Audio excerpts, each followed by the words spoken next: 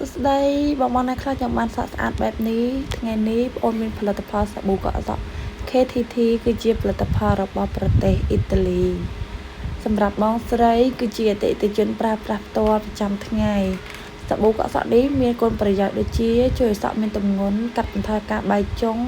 កាត់បន្ថយសក់ជ្រុះនិងជួយបណ្ដុះសក់ធ្វើឲ្យសក់ទន់រលាស់រលោងសម្រាប់បងនៅមានបញ្ហាសក់ឆេះសក់ខូចជ្រុះទាំងអស់នេះកុំអស់សង្ឃឹម KTT អាចជួយបងប្អូនបានសាប៊ូនេះមានពពុះច្រើននិងក្រអូបចំណុះរហូតដល់800 ml ក្នុងមួយដបមើលសក់បងស្រីដល់ពេលដែលផ្លុំហើយមិនទាន់បានគៀបបងសក់គាត់មានសភាពក្រាស់និងទន់រលាស់រលោងសំខាន់ត្រង់ទៀតបងសម្រាប់បងដែលចង់បានសាប៊ូកក់សក់ KTT អាចឆាតចូល page Facebook បងអូនបាននេះសក់បងស្រីបន្ទាប់ពីគៀបហើយមាន